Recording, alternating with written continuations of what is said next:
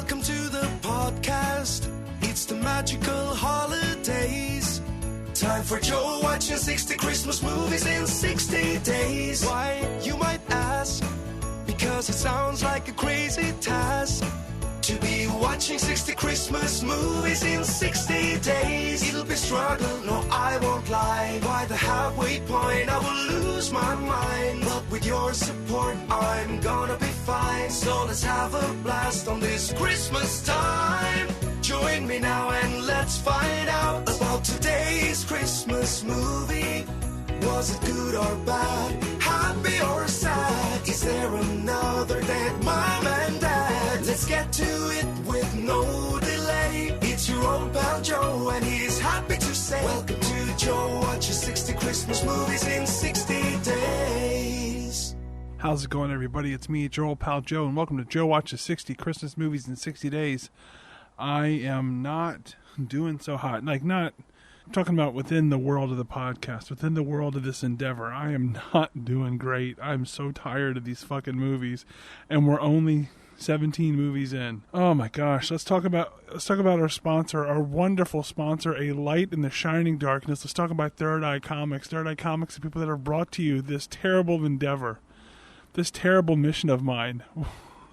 They've given me the gift of being cursed. Thank you, Third Eye Comics. But seriously, though, if you need any comics, gaming equipment, or just games in general, maybe some old comics that you used to read, some old back issues or graphic novels, or maybe you want a movie or a vinyl record. Maybe you're into vinyl. I'm not, but maybe you are. Well, my friends, if you are, you can head over to shop.thirdeyecomics.com and do a little cursory search, and I bet you they'll have something that interests you. And if you do buy anything from them, just let them know Joe sent you. I would really appreciate that. Let's move on to the movie. I'm going to try to make this as short as possible. Today's movie is A Christmas Hero. We open on this movie was not good. This movie was like a family film, but no family would watch it. They might like it. I don't know. I can't speak for families. I'm just me. I'm just Joe. But I can't imagine anyone choosing to watch this. We open on a wall inside of a house dedicated to a figure skater named Mary Hamilton. An older gentleman, her dad, takes in all of his daughter's accomplishments. This was an unusual choice to start the movie because Mary Hamilton and her dad are both side characters in this movie. In any case, he gets a phone call from his daughter finding out that she's going to be in town for Christmas. She's on a book tour promoting her new book, Marriage on Thin Ice. But it's not going so hot. She's not sure why. But she is coming home for Christmas. There's going to be a book signing and some other publicity events while she's in town. She's also going to be interviewed for some big talk show called The Lori Lawrence Show on Christmas Eve, live on Christmas Eve. We'll talk about the talk show later. We find out that sales aren't going so hot, and then her dad is surprised, but then Mary asks, wait, have you read it? He says no. While they talk, Mary's agent calls, so she conferences him in for some reason instead of just hanging up on her dad and taking the call. The agent notes that the publisher thinks the book would be doing better if Mary was actually in a relationship. Apparently people don't want to take marriage advice from someone who's not married anymore. This is when we find out that she's divorced. And so people are going to take her book seriously if she's actually divorced, which it makes sense to a certain extent. They try to figure out a way around this. Mary says she has a plan. She's going to ask her ex-husband to pretend that they're getting back together, at least for the interview with Lori Lawrence, so that will, kind of bolster her book sales. Mary says that her ex has two weaknesses, their daughter and Christmas. Her dad seems really shocked by this language, but then her dad is much worse, so maybe he's just shocked at the idea of using her ex-husband for this mission. Cut to a fire truck speeding down the road.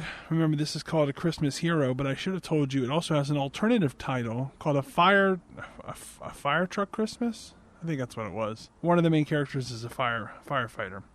Fire truck speeding down the road. They're responding to a fire at an abandoned house where some kids were playing inside.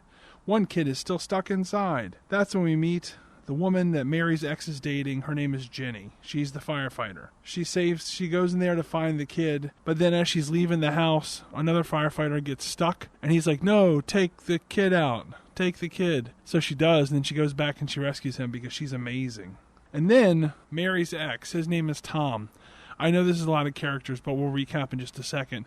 He arrives at the fire, but he's not a firefighter. He was driving his daughter that he has with Mary home when they noticed the fire and stopped by. And it just so happens that his girlfriend, Ginny, is helping put out this fire. So we have two main characters. This is Ginny and Tom.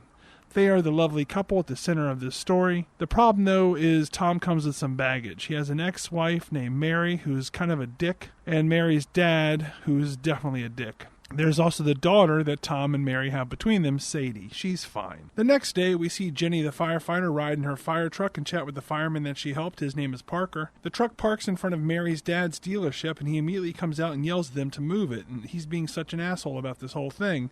Ginny explains that they parked at a fire zone so they don't have to move. I don't know what this scene accomplished. Then Mary arrives and Ginny immediately exits the scene. She runs into Tom on her way out. It's, fuck, what am I doing here? This movie's dog shit. What happens in this scene? Okay, so we start learning about some of the issues within this family unit. We've already talked about some of them. One being that Mary's an asshole, and two being that Mary's dad's an asshole. But another one is that Sadie, who is probably about 10 years old, maybe 11, she loves playing hockey, right? But her granddad, Mary's dad, doesn't want her playing hockey. He wants her figure skating, just like her mom did. Her mom was an Olympic champion.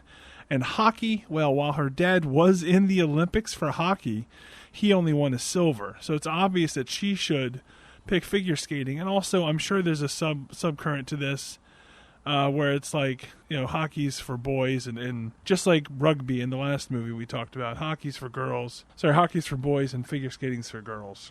So also among this is that Mary is now opening up her threat on Tom to help her through this interview to help bolster her book sales. She demands that she gets custody of Sadie for Christmas, even though it was already agreed upon that Tom could have her this Christmas, and that Tom helps her with the big interview, or she'll try to get full custody through the courts. Tom takes this much better than I would have, as he just starts chatting with Ginny about how awful his ex is. Okay. Cut to Tom opening up his store. It's a vintage toys and games store. He's talking to somebody. Who the fuck is he talking to? Oh, Ginny, because she's there in the store with him. And he's sad that he won't get to be there when Sadie opens her gifts on Christmas morning, because he's going to agree to let Sadie spend Christmas with her mom. They talk about the first time they met, Ginny and Tom, just a year ago at a toy drive Tom organized at a local firehouse, or it was a restaurant. Doesn't matter. Also, Ginny is thinking about having her parents come out for Christmas now that Sadie will be with Mary. This is bullshit. None of this matters. Oh my God, I'm sorry, guys. This is going to be the worst episode we've ever done. But basically, there's a weird will they, won't they with Ginny and Tom. Even though they spend all their time together, they almost kiss tons of times. They've been in a relationship for a year. They date all the time. But in this scene, she's like, well, now that Sadie's not going to be with you for Christmas, and I have to work Christmas morning at the firehouse, maybe I should go ahead and have my mom visit. And he's like, no, I don't want anything to change for Christmas just because Sadie's going to be with her mom. And I guess the reason is because he still wants Ginny all to himself, but it seems like a really fucked up thing to be like, no, your mom, you shouldn't bring her to town now that you think you're going to have more time for her. Anyway, they start to kiss, but before they can kiss, they get interrupted, which seems needless because they're in a relationship, and surely they've kissed, right? Ginny gets a call about an emergency at a local retirement home. Cut to her and the fire team arriving at the home. We see that the emergency is just an old guy who couldn't get his rascal under control. They get it under control. But then while there's a preview of the interview on the TV in the old folks' home. And this really upsets Ginny because she's given the guy a blood pressure test and she squeezes it way too hard because she's distracted by this interview. And this is what's nonsense about this. So it's a preview of the Christmas Eve interview, but it's also an interview on its own, and it's live. I don't know why it has to be live, but it's live. Anyway, this is when, during this preview of her interview, which is also an interview and is live, that's when Mary drops the bomb that she hopes to get back with Tom. She's like, as part of my tour, part of my process, I've realized that maybe we let things go too far and that we should still be with each other. And I really want to be with my ex, Tom. And this is what sets Jenny off, and she almost explodes the dude's arm because she's pumping too hard. Cut to Mary's dad's house where lawn ornaments are on fire. The fire truck team, including Jenny, they show up to put the fire out. He's complaining, don't put the fire out, don't, you're ruining my ornaments. But there's literally lawn ornaments on fire that they put out. I don't know, this is really dumb. Who should arrive after the fire, though, but Tom and Sadie? This leads to another awkward situation with Mary and her dad. It's pointless. It doesn't matter. As I put in my notes, the movie is officially stupid. What Tom doesn't know is that Jenny saw this preview of an interview, which is also an interview and is live on TV. And she's like, so you're going to get back with your ex? And he's like, I don't know what you're talking about. So she explains what she's talking about. And he's like, I don't know anything about that. That's crazy to me. I think it's just her trying to play games, which is true. She's trying to play games. He also explains that he doesn't have a TV, which is fine if you choose not to have a TV. But it's also odd to me to not have a TV. Because it used to be that when you said you didn't have a TV, this implied that you didn't have cable, or you weren't interested in watching, like, you know, the regular TV stations. You weren't addicted to having a TV. But in this current day and age, having a TV means basically having access to watching movies or classic TV shows or modern TV, basically any form of visual media. It's no longer just being addicted to the TV. It's about wanting to watch movies and things like that. And yes, you could watch them on your computer, but if you have the means, and Tom seems to have the means, you could also watch them on a nicer situation and just watch them on your TV. I don't know. It just seems stupid to me to have him mention he doesn't have a TV. He was also driving with his daughter. That could be why he didn't see it. Then Mary's fellow firefighter, Parker, the one she saved from the fire, notices a guy in a silver pickup truck watching them. And Jenny notices him notice this and goes, what's going on? She goes, oh, nothing. Oh, but there is something. We'll find out more about that pickup truck later on. Now it's time for lunch with Jenny and Tom and Sadie. They go to a restaurant called Joe's, which sounds like a very casual dining establishment, but the inside is very fancy. There's like tablecloths and big old bowls and stuff. Do you get what I'm saying? It's a proper establishment. But then, during the meal, Sadie's like, can I go out and jump in the ball pit? And they just have a ball pit, which appears to be in a giant box in front of the restaurant, the fancy restaurant with tablecloths. And I thought that was really funny. Also, it's not my restaurant, even though it's called Joe's. There's no affiliation here. I did not sneak in a movie which features my own restaurant into this podcast just so I could promote my restaurant, Joe's. I didn't do that because that's not how it happened. Cut to Mary picking Sadie up from Tom. She tells him it's either this or he joins Mary on the interview. This being that she gets to keep custody of Sadie, and her picking her up is an example of her having custody, whatever. There's a bit here with Jenny who's still there. He tries to explain the situation to Jenny, even though, I don't know, it doesn't seem like it would take that long to explain. And then they start to kiss, but then Jenny has to go for a fire truck call. Okay. I've had romantic partners in the past. And if I was leaving and I wanted to kiss them goodbye, I would just kiss them goodbye. And if somebody said something like, hey, Joe, what the fuck is your restaurant doing in this movie? I'd be like, hold on, I'm going to kiss my partner first. I wouldn't just not kiss them and then just never kiss them again. They're doing these kisses, these attempted kisses, so casually. There's no implication here that they've not kissed before. But the movie still treats it like these are two virginal lovers who have never touched one another's face or other places before. And you're like, what's the special bit here? Like, why are they having interruptions for kisses in a movie where there's already the implication that they've had kisses? Anyway, I don't know what the emergency was that caused her to have to leave. We jump over to the Angel Toy Drive dinner. All of our characters are there. And this is when Parker, who's also there, mentions that the man that was in the silver pickup truck is his long-lost dad. Who? Because everybody's telling funny Christmas stories around the table. And he tells the story about how when he was a kid, he wanted to open a present early, and his dad said, no, you can't open any of the presents early. And then when Parker was alone, he ate all of the candy canes that were on the tree. And it made him so sick, he thought he was going to get in trouble, but his dad didn't get him in trouble. He didn't yell at him. Oh, the other part was he got so sick he threw up all over everything. And that's when he thought he was going to get in trouble, but his dad didn't yell at him. He just tried to help make him feel better. And then 2 weeks later, he walked out and he never saw his dad again, which is a crazy story. Anyway, he tells the table that even though his dad is apparently stalking him while he does his job, he is not going to reconnect with his dad. He has no plans on reconnecting with him. He doesn't deserve to be in his life. After dinner, the main characters bicker with one another about what the kids should... Oh, the main characters being Tom, Mary's dad. They bicker about what the kids should get for Christmas, like hockey skates or ice skates. You get the drift. I've already mentioned this. Later, Tom and Jenny talk about Mary and Sadie, but Jenny would like him to admit that they're more than just friends, and this is really dumb, I write in my notes. She's worried this lie with Mary where he's going to pretend, or apparently he goes back and forth like 5 times whether he's going to go along with this plan. But at this point, I'm assuming he is going along with it. He's going to lie and pretend that they're a couple.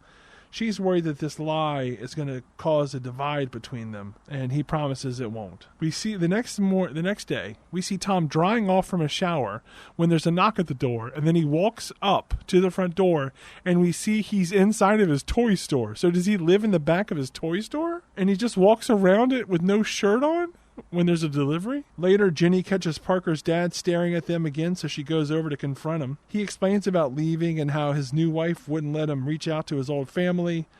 Then he moved away to Phoenix. I don't know where they're at. And now it's 20 years later, and he regrets everything he did. We find out he's tried calling Parker, but Parker threatened him with a restraining order. He has a Christmas card for Parker that's been returned to sender 3 times, and he's hoping that Jenny might be able to deliver it for him. Jenny offers to do that. But then, before she can give the card to Parker, they get a call. Everyone hops in the fire truck. Then we jump over to Tom and Mary, where Mary lays out the schedule of events that he must attend. There's a family photo, a book signing, and then the interview. We get a gift wrapping montage where Tom and Sadie's grandfather both wrap their version of which skates she should get, and this does nothing for me. Then Mary wakes up the morning of her big interview. It's not just her interview. She has the book signing, a family photo, and then the interview. So she wakes up the morning of her big interview, and she has a pimple on her head. And then there's a lot of comedy with her dad trying to help get rid of it with a stake. I don't know if that works or not. It's not the point. This movie thinks it's hilarious. It turns out that Mary doesn't really agree with her dad's strict version of like, oh, she should get these skates, not those skates. In fact, she knows that her daughter really wants a tablet for Christmas, and she wants to get her one. But her dad's like, no, if she gets a tablet, she'll be distracted, and she needs to train. She needs to train for being an Olympic ice skater. He also says the word placating as placating. And I thought that was a really weird way to put it. Maybe you say it that way, and I've just offended you. And if so, I am sorry. But I've only ever heard of it as placating. And when I hear a guy say placating, it was wild to me. So it's time for the book signing. Tom shows up. There's no pimple on Mary's head anymore. And then they head over to the family photo, which we find out is actually a photo with Santa Claus. This is some of the dumbest shit I've ever seen in my life. So they go over to the Santa. Mary, for whatever reason, thinks she can cut in line in front of all these moms and dads and their kids. And then she gets to the front of the line. She says, Santa, I'd like to take a picture with my husband or whatever and my daughter. And Santa's like, sorry, I'm on break right now. I'm just eating some lunch. And she goes, no, that's not good enough. I need you to do that. Eventually, the fight goes on so long that she obviously should have just let the guy finishes the lunch. But then he starts saying things like, I'm on the union. You can't interrupt my lunch. And she says, what? What does that even mean? What trash is that? And I can't tell if this movie's making fun of unions or supporting them. Eventually, they get into a whole to-do. Now, simultaneously, while this is happening, we see the entire fire truck, including Parker and including our main character, Jenny, arriving at the book signing. Jenny asks if they can stop there with the fire truck so that she can get a copy of the book for her mom, because her mom is a big fan of Mary's, much to her consternation. So she gets to the book signing, but there's no Mary, but she picks up a book, and then she hears the commotion over by the Santa thing. So she goes over there, and she can see the big argument happening, and then there's a struggle, I think a physical struggle. Eventually, Santa Claus starts choking on his sandwich, and then Jenny has to rescue him and give him the Heimlich in order to spit out the sandwich, and wouldn't you know, when he spits it out, it goes on Mary's head. Oh, this movie is just non-stop hilarity. Afterward, we get another fucking argument between Tom, Mary, and Mary's dad. Next, we get Jenny delivering the Christmas card to Parker. He accepts it and reads it. It's a letter of apology. I said aparkagy. A letter of apology, and Parker cries. Then there's a weird bit where Tom wants to ensure that Sadie gets the hockey skates that he got for her and some other gifts that he has for them in general. Like he got a doll for Mary that's something from her past. I don't know. It doesn't matter. So how does he ensure that they get them? Well, he's going to dress up like Santa and break into their house. So he tries the front door first, and it's locked, which he's like, oh, man, the door is locked. Fuck. And then he's like, well, how else can I get up? Then he looks up, and I think, oh, he's going to go in one of the second-floor windows. No, he's going to go in the fucking chimney? So he's dressed as Santa Claus. He climbs down the chimney, and then he gets stuck. Of course he gets stuck. But I'm like, you're just breaking into the house. Why are you even dressed as Santa at this point? No, that doesn't make any sense. If anything, you're just drawing more attention to yourself. It's not like anybody's there when he arrives, so you can be like, ho, ho, ho, it's me, Santa Claus.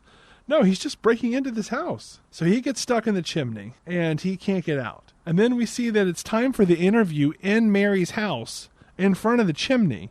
So he's been there, this is no joke, it jumps ahead like hours, and he's still stuck in the chimney. So they start the interview, and it's like, parts of it is Mary and Sadie reading "'Twas the Night Before Christmas" is like this nice, like wholesome family content, and it's being broadcast live on TV. We see Jenny, who's waiting for him at a restaurant because they were supposed to meet for dinner, and so she tries calling him, but he doesn't have his phone. It fell to the bottom of the chimney, but it still works, don't worry. And then it's buzzing at the bottom, so then the people doing the interview and you know, everybody doing the interview, all the people, they're like, what's that sound? What's that sound? Eventually, they're saying the "'Twas the Night Before Christmas" lines that are like the key lines towards the end. And for whatever reason, stuck in the chimney, this motherfucker can't help but, you know, say him alongside his daughter. And everybody realizes he's stuck in the chimney. And the interviewer's like, I'm sorry, this is too far gone. We can't do this. We can't have this happening right now. And we'll have to reschedule the interview. But the thing is, it's already live. It's on TV. We've seen people watching him.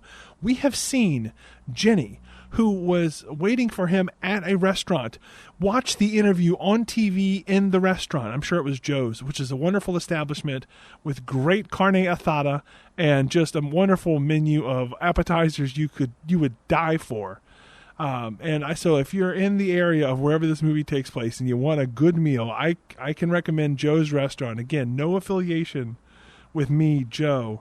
It's a different Joe. I'm sure it's a different Joe. I'm sure it's not me. So the interview is canceled, and Mary, and the woman that gives the interview, Lori Lawrence, gives Mary a big speech about how she needs to figure out who she wants to be instead of just living up to other people's expectations. None of this seems to match what Lori Lawrence's experiences with her, but it's important that she gives this speech so it can be like a waking up moment for Mary. That's when I checked, and there's still a half hour left in this movie. Eventually, Sadie, realizing her dad's stuck in the goddamn chimney, she calls 911. But when 911 answers, she doesn't say, hey, we need help here at my home.